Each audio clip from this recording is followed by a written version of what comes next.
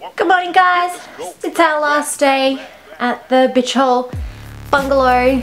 This is my outfit of the day. It's called I'm fucking cold, and these are an assortment of clothes I had, so I put them all on at once, and that's how we get dressed. I thought I would just take you around to show you the place now that we've cleaned up and packed up and we're about to leave, since I forgot to do that the last place. So I'll just give you guys a little tour. So this is the bedroom. So it's not that bad a little place, it's just there's a few important little things that they were missing as far as a holiday bungalow. I mean, if you were just a surfer hoping to just crash somewhere, then you'd be cool, but $100 a night, you kind of expect a little bit more. Unfortunately for Tassie, $100 a night does get you some pretty sweet deals. So that's the bathroom, and then it's got a little laundry there. And then from the bedroom, it's just got the main loungy kitchen area. So here's our dining table that we didn't use. TV, fireplace, heater, fucked couch, tiniest coffee table in the world, and massive kitchen. It's massive. The whole place is basically made out of wood. It's one of those like cedar cabin kind of things. This is our little backyard. Now that it's daytime, you guys can actually see properly since there's sunlight today. There's a little barbecue table out there, a little patio.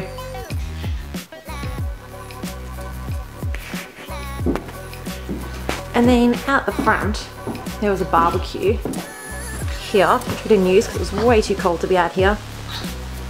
Little seating area. And that's the front. Here's our little car. In the Google images, all the houses that are here weren't there, and like in their website photos, most of these houses, I think that house was the only one that was there, or the next house over. So it was a little bit more suburban-y than we expected, but still okay. We made the most out of it. And now we're heading off to St. Mary's, which is the next place.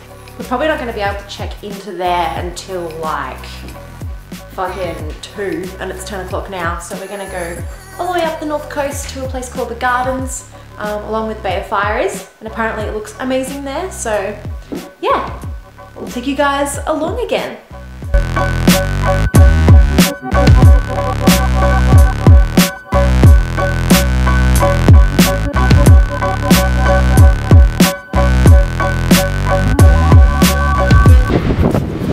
Almost up to the Gardens, which is one of the points that we're driving up to before we go up to the very northern tip of Tassie on the east coast, part of the Great Eastern Drive.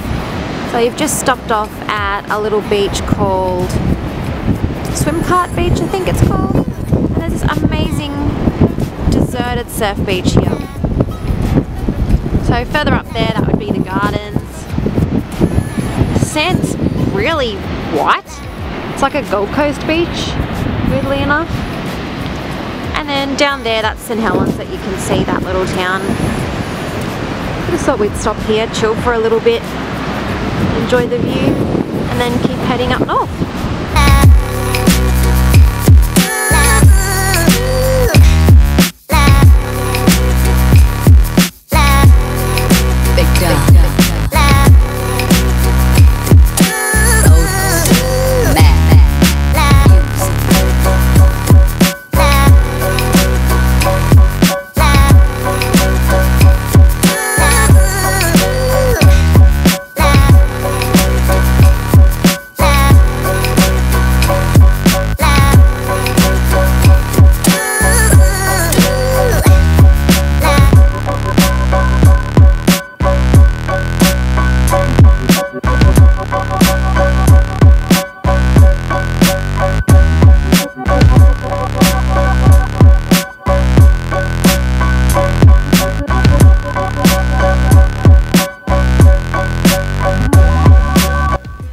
We just had lunch at St. Helens, which is where we are now. We just went to a Banjo's because I can't bother trying to pick which cafe to pick, so we just went to Banjo's, and it was actually really good anyway, so that's okay.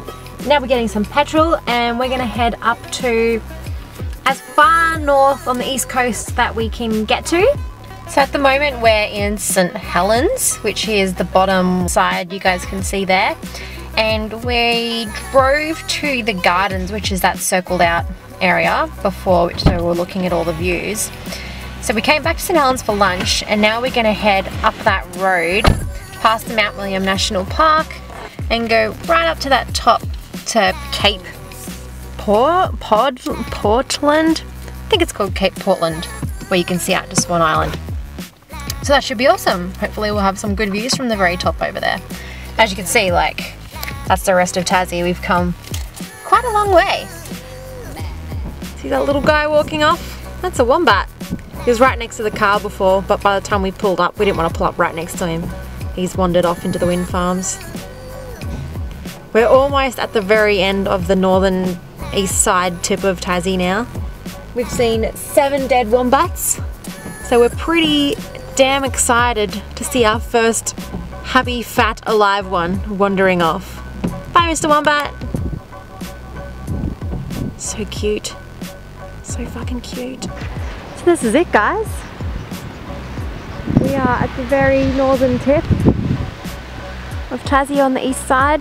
I was having a look on a map. I can't tell if the very northern tip on the west side is higher or not, but it's pretty close, and I couldn't see any roads on there. So I'm going to say this is the furthest north that you can drive in Tassie.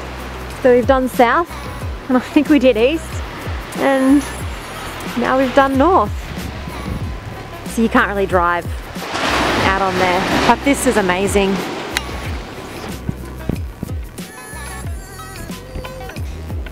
So quiet, there's no one else here. There's not even any footsteps on the beach other than ours, and some sort of animal down there. These are the only other prints on the beach. I think they might be wombat prints, but I'm not 100% sure about what a wombat is doing on the beach. So if anyone recognizes footprints, let me know what it is. I mean, if it's a dog, it's a wild dog. If it's a thylacine, somebody tell me so I can be rich. But yeah, no other footprints. It's pretty awesome.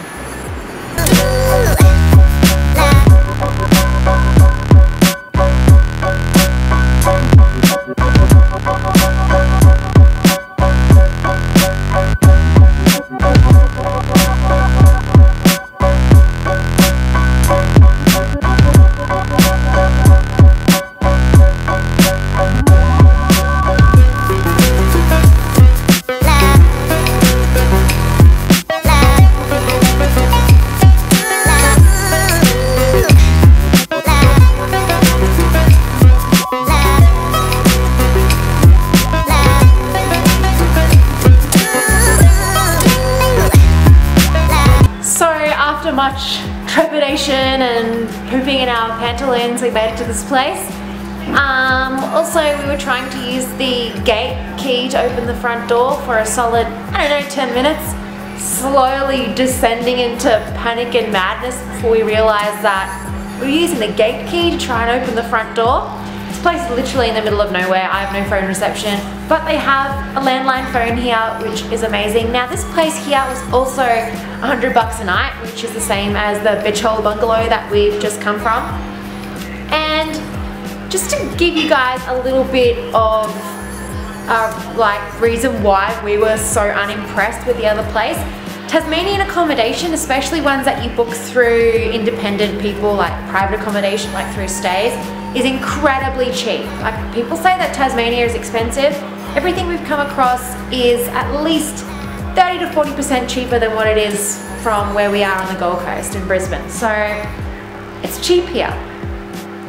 Now this place is a 3-bedroom, 2-story house set on 100 private acres of forest, and we can basically use as much of the forest as we want to. We can go wandering, we can just stay in the house.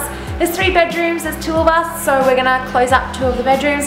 But I'm just gonna take you guys on a little bit of a tour and show you what this place was able to supply for $100 a night as opposed to the previous place that we were in. So I can't show you what the front was like because it's 8:10 at night.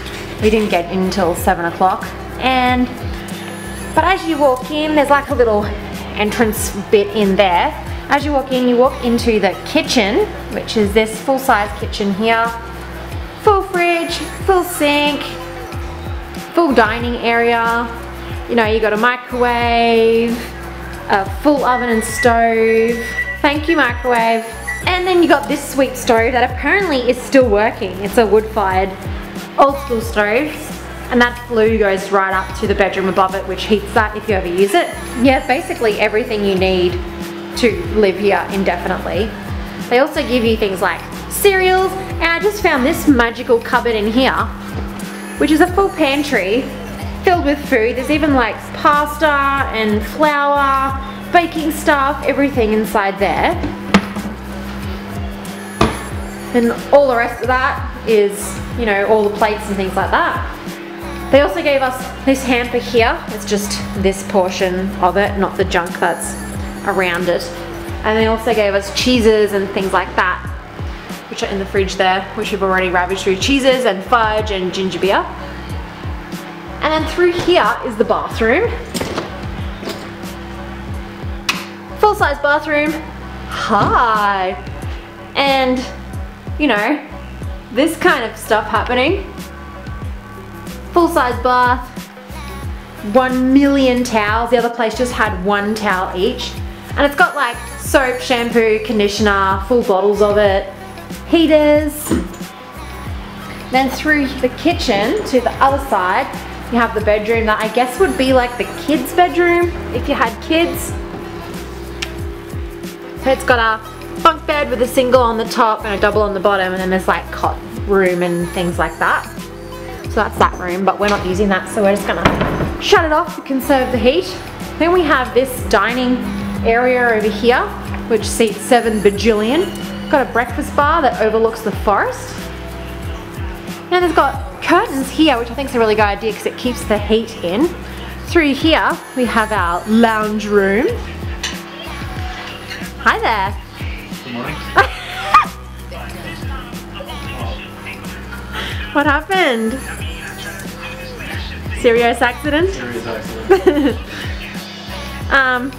One of those big proper fireplaces, Survivor on TV, because we're classy like that. Out here is a giant back deck, which I'll probably show you guys tomorrow. And then we have an upstairs. So I'll take you guys upstairs. So as you get to the top of the stairs, you've got 2 bedrooms that are up here.